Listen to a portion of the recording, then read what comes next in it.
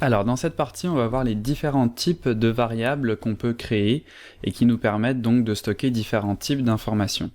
Donc on a vu comment créer des variables dans la partie précédente, et donc vous avez sûrement vu par exemple que quand je créais une variable qui contenait un nombre, j'ai tout simplement fait ma variable et j'ai mis un nombre directement.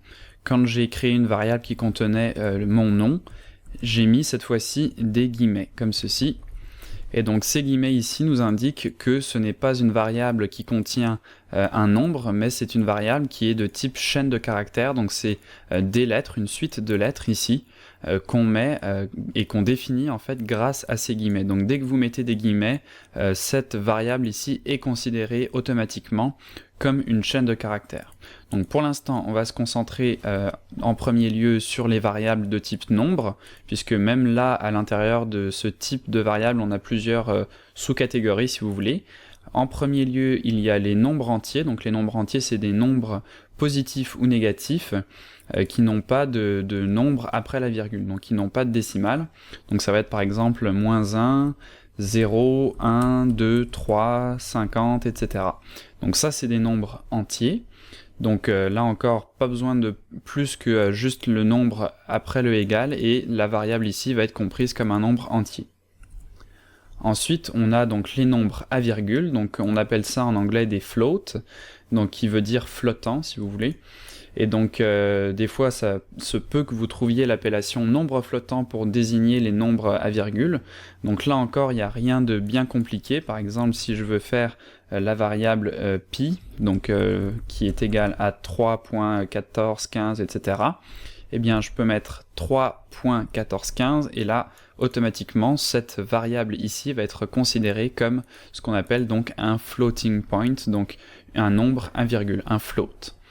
Donc vous pouvez également dire à un nombre en fait qui n'a pas de nombre spécifique si vous voulez après la virgule, vous pouvez forcer en fait un nombre entier, donc 3 par exemple, à être considéré comme un float en lui ajoutant 0.0.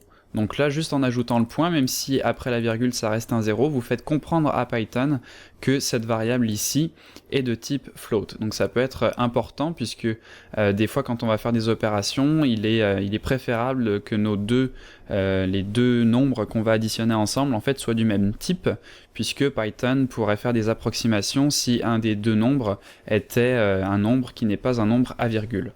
Donc bien attention des fois de faire cette distinction, savoir qu'en ajoutant un point ici, vous faites automatiquement prendre en considération à Python que ceci est un nombre à virgule. Donc ensuite, le deuxième type qu'on va voir dans cette partie, c'est les chaînes de caractères, donc qu'on appelle en anglais des strings, qui signifie donc chaîne. Alors cette fois-ci, donc comme on l'a vu par exemple, je vais dire mon nom, et donc je vais mettre des guillemets pour lui faire comprendre que ceci est une chaîne de caractères. Alors attention, même si c'est une chaîne, on peut bien tout à fait faire une variable ici qui va contenir une seule lettre. Il n'y a pas de problème avec ça, même si on appelle ça une chaîne de caractères, donc c'est-à-dire qui peut comprendre un ou plusieurs caractères, c'est tout à fait possible de mettre une seule lettre ici dans une variable. Vous remarquerez aussi, et c'est là que ça devient un petit peu plus tordu, mais une fois que vous le comprenez, vous allez voir que c'est assez facile à comprendre. Si on met des guillemets comme ça autour d'un nombre, donc si je dis mon nombre par exemple, et que je mets des guillemets comme ceci, ici j'ai bien un nombre, mais le fait de mettre des guillemets ici va faire comprendre à Python que cette variable ici est une variable donc de type string, donc une chaîne de caractères. Alors ça c'est important de faire cette distinction puisque ça va apporter quelques modifications à la façon dont on va pouvoir utiliser ces variables par la suite. Donc je vais vous montrer quelques petits exemples qui illustrent en fait la différence entre faire une variable comme ceci et une variable sans les guillemets. Donc il y a vraiment une différence entre les deux. Alors pour ce faire, on va utiliser Python pour faire une genre de calculatrice, donc très très simple, puisqu'on peut faire bien évidemment des opérations mathématiques avec Python. Donc là, j'ai ma variable mon nombre qui est égale à 10, donc un nombre ici, un integer, et je vais tout simplement faire un print pour afficher mon nombre plus 5.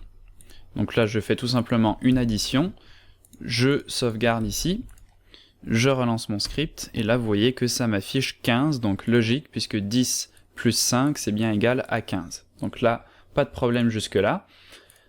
Maintenant, ce que je vais faire, c'est que je vais ajouter des guillemets, comme ceci. Donc cette fois-ci, je dis à Python que cette variable n'est plus un nombre, mais une chaîne de caractères. Et si je réessaye de faire cette opération, donc d'ajouter 5 à cette variable, donc j'enregistre et je relance, vous voyez que cette fois, on a une erreur. Il nous dit qu'il ne peut pas concaténer une variable de type string et de type integer. Donc vous voyez, c'est pour ça aussi que je vous donne les équivalents anglais, puisque encore une fois, Python ne vous parlera pas en français, donc c'est important de savoir l'équivalent, que string, ça correspond à une chaîne de caractères, donc ce qu'on a ici, et integer, donc ça correspond à un nombre qui n'a pas de virgule, donc cette fois-ci le 5, et donc il me dit qu'il ne peut pas faire l'addition de ces deux variables ici, de ces deux composants si vous voulez, puisqu'ils ne sont pas du même type. Donc c'est là qu'il faut bien faire attention à de quel type en fait sont nos variables. Donc maintenant ce que je vais faire pour vous montrer encore plus la différence, c'est que je vais cette fois-ci mettre des guillemets aussi sur le 5.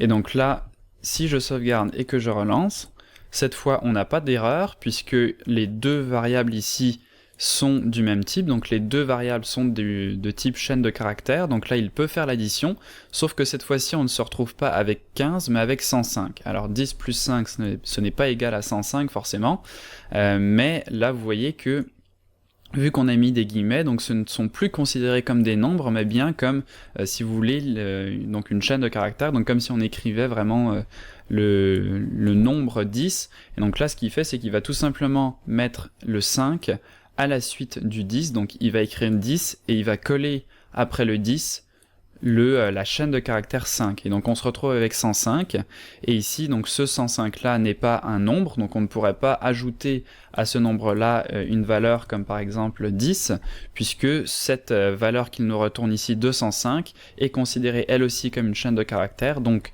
en langage Python ça serait égal à ceci. Et donc là vous voyez que là encore on a une différence entre les deux, on a d'un côté une chaîne de caractères et de l'autre côté un nombre entier. Donc là encore on ne peut pas additionner les deux et on va se retrouver avec des erreurs. Donc on verra dans les prochaines parties comment régler ces erreurs et comment pouvoir additionner donc des chaînes de caractères avec des integers. Il y a moyen de le faire bien évidemment, on verra ça par la suite. Donc voilà pour cette partie avec les différents types de variables, donc il y en a d'autres qu'on verra encore une fois dans d'autres parties, ça c'est quand même deux types de variables qu'on utilise très très souvent, donc c'est les deux principaux, et dans les prochaines parties on verra des types de variables un peu plus avancés, un peu plus complexes qui permettent de faire des opérations plus spécifiques.